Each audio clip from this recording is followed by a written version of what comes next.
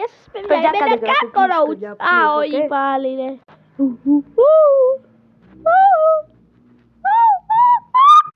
Είμαι ακόμα ζωντανή. Τώρα θα ζήσω.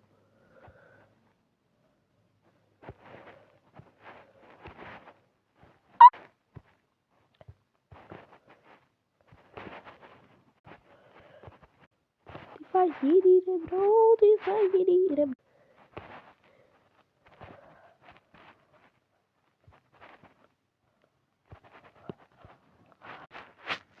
Είμαι ένα κάκορο.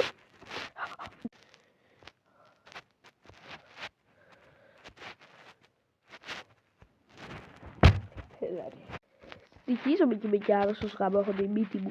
Έχω τη μύτη μου και έχω κάθε φορά να τη σκουπίσω με το χαρτί που έχω δίπλα μου και το μισό. Γεια σας παιδιά, είμαι ένα κάκορο.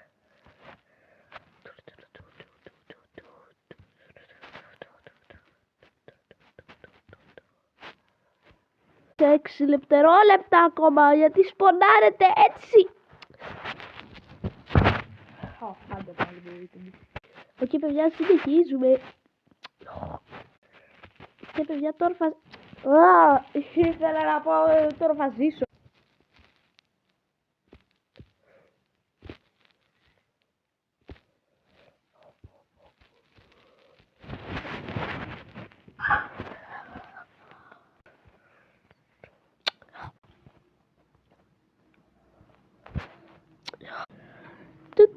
Γίνει με βεσίλα.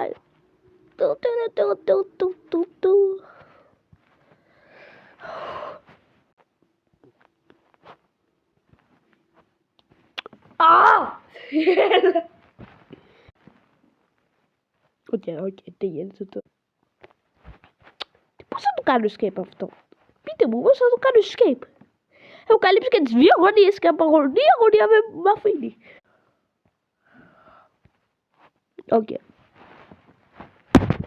Μου σένε, damn it.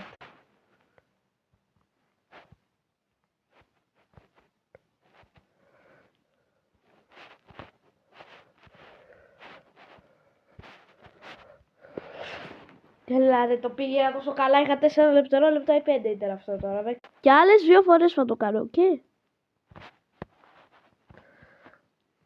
Τελευταία.